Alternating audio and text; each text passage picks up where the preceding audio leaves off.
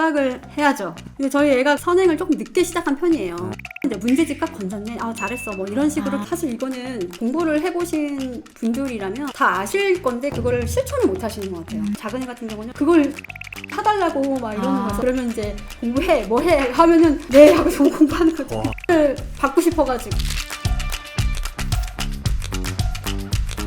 스튜디오에서 친구들 안녕하세요. 사교육계 정승재 선생님, 조정식 선생님이 계시다면 집 공부계에는 노을커피가 있습니다. 오늘은 비학군지 일반고에서 사교육 없이 두 자녀를 명문대에 보낸 입시 고수맘 한 분을 모셨는데요. 먼저 혹시 직접 자기소개 부탁드려도 될까요? 스튜디오 S 구독자 여러분들 안녕하세요. 저는 사교육을 최소화해서 두 아이 입시를 끝내고 그 교육과정과 생각을 노을커피의 교육입시 TV에 담고 있는 동네 아줌마 신은정입니다. 큰아이는 집공부 위주로 공부를 해서 서울대를 합격을 했고 작은 애는 한양대를 다니고 있습니다. 그 경험담을 나누고 있어요. 그럼 오늘 저희 채널에 나가신다고 하니까 자녀분들께서 뭐라고 이야기가 있으셨나요? 어디 가서 이상한 소리 하지 말라고. 하고 그렇게 많이 좋아하지 않거든요. 민폐라고. 그래도 잘하고 오라고 축하한다고 했습니다. 다행이네요. 네, 그러면은 이제 앞서 말씀해 주셨지만 노을커피라는 채널을 운영하는 유튜버시기도 하지만 최근에 사교육 없이 명문대 가는 집공부 전략 책까지 내신 작가님이시잖아요. 그래서 이제 학원도 안 보내고 사교육도 안 시킨 이유를 많은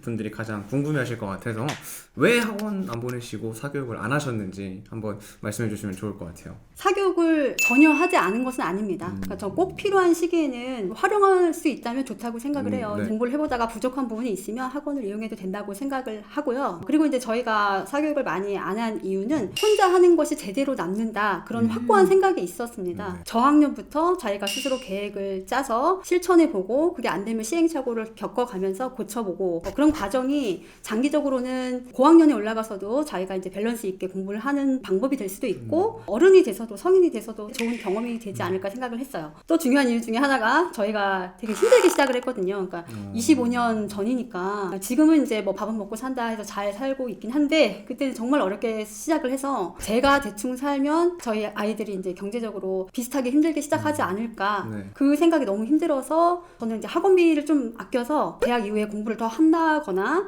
아니면 뭐 사회생활을 시작할 때 도움을 줄 수 있으면 좋겠다 이런 생각을 했죠.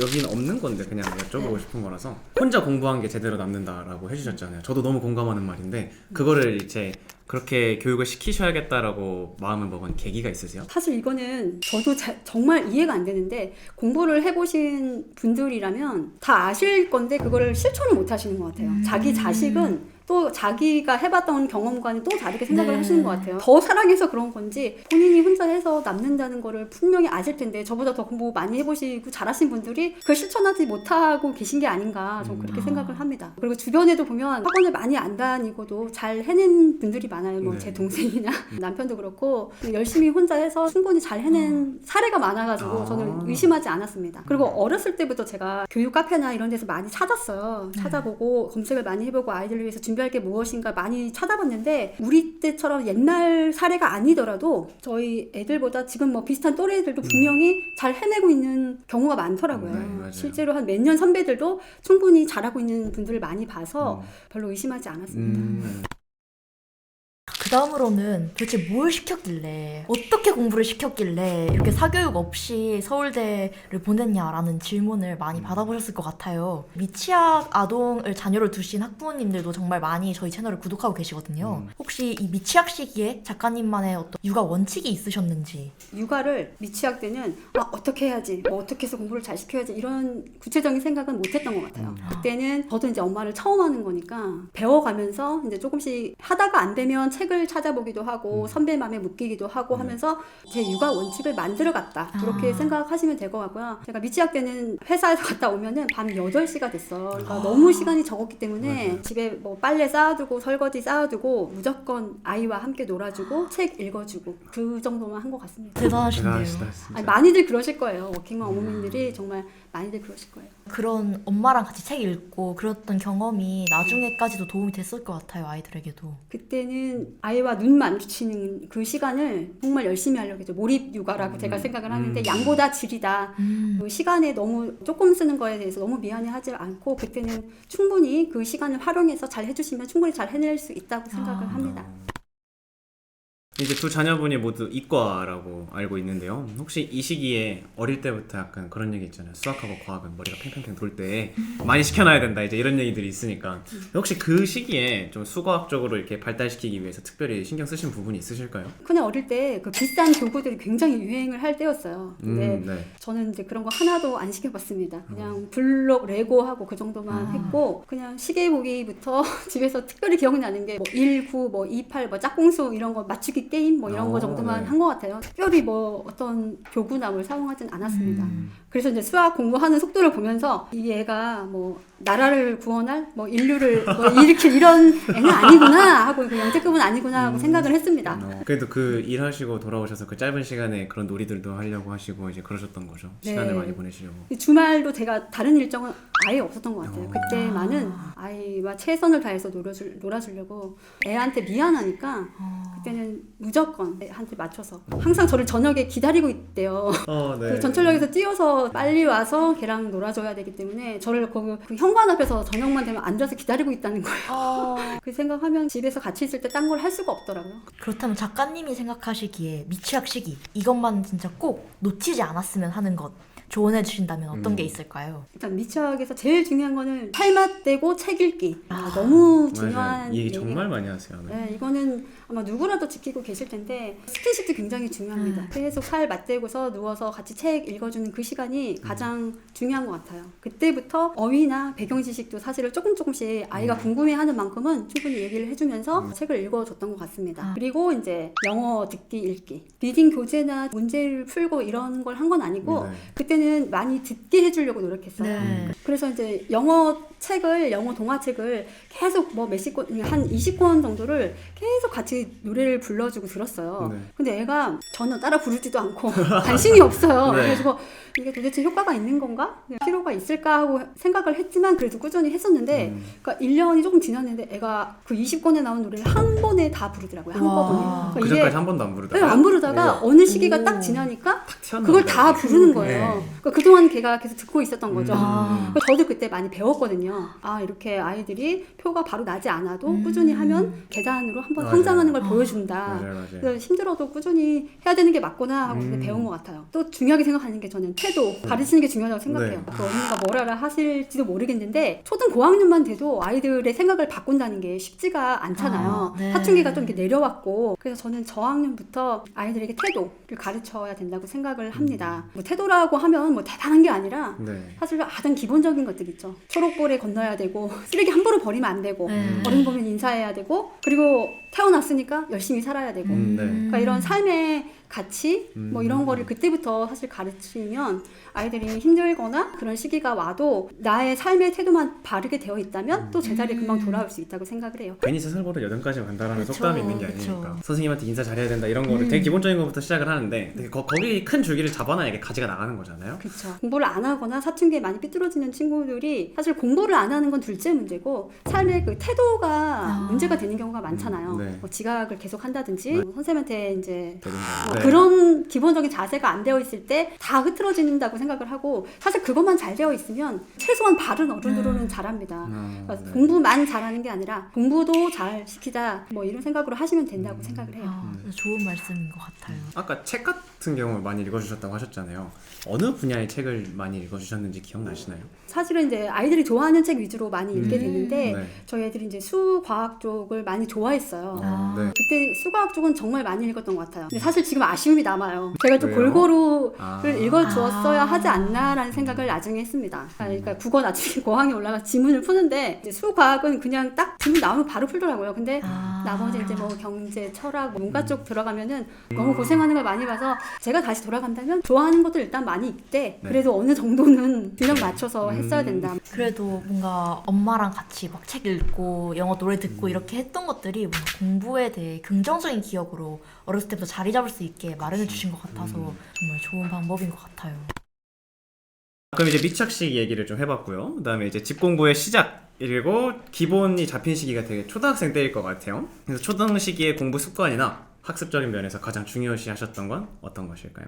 일단 초등은 6년이잖아요. 네. 그러니까 네. 중등 3년, 고등 3년을 합친 기간과 같은 기간이에요. 그쵸. 그래서 이때 특히 부모님의 교육관이나 뭐 인생관에 따라서 아이들을 기르는 게 많이 다르다고 생각을 해요. 보통 네. 중고등, 특히 고등은 다 같이 열심히 하잖아요. 맞아요. 맞아요. 근데 초등은 좀 많이 다르다. 음. 그 부모님의 교육관에 따라서 다른데 저는 그래서 특히 부모의 역할로만 본다면 초등이 가장 중요하다고 생각을 합니다. 네. 그래서 그때는 이제 제일 중요한 게 누구나 말씀하시는 공부 습관 만드는 거죠. 네. 그때 이제 공부에 대한 규칙이 명확하고 그리고 습관이 잘 만들어져 있으면 목표량을 채우고 여유 시간이 더 많이 생겨요. 그래서 오히려 뭐 공부할 양도 다 해내면서도 충분히 더 쉴 수 있는 시간도 많이 네. 있다고 생각을 합니다. 그래서 습관을 많이 만들어야죠. 그리고 이제 저희 과목별로 생각을 네. 해보면 국어는 그래도 이제 계속 책 읽기를 꾸준하게 했었고 따로 특별히 많이는 못 시킨 것 같아요. 그런데 이제 영어는 계속 책 읽고 듣고 리딩 교재도 그때부터 저는 풀었거든요. 수학은 혼자 스스로 어떻게든 해결해 보기. 결국 답지를 보게 되는 경우는 이제 저한테 와서 설명을 하게 했거든요. 아, 우와. 그냥 그런 습관 같은 것들 꼭 지키도록 했습니다. 그리고 또 제가 초등 시기에 정말 중요하게 생각한 건 공교육을 최대한 활용하자라고 생각을 했어요. 네. 그 수능 만점자들한테 인터뷰를 하면 옛날에는 교과서 위주로 공부했어요 이런 말씀 참 많이 하셨어요.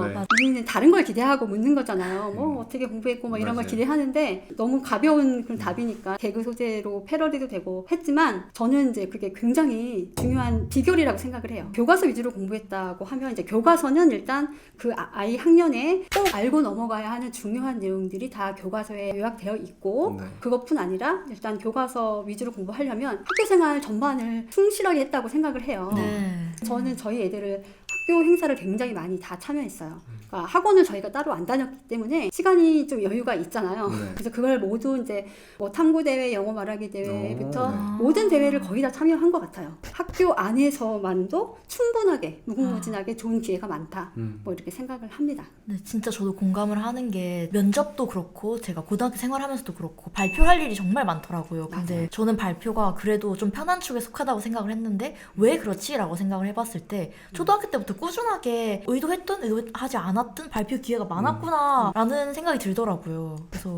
정말 학교 생활 열심히 잘 충실하게 따라가면 뭐 필요한 능력들을 함양할 수 있겠다는 생각이 드는 것 같아요. 저는 궁금한 게 저랑 이제 나이대가 비슷하니까 저보다 한 살 어린 건데 그러면은 제가 초등학생 때도 뭐 그렇게 강하진 않았지만 어쨌든 대한민국의 교육 열풍이 불기 시작했던 시점이거든요. 근데 그런 상황에서 학원도 엄청 다들 많이 다니고 주변인 분들이 많이 가고 그랬을 텐데 그런 부분에 대해서 불안하진 않으셨나요? 별로 안 불안했어요.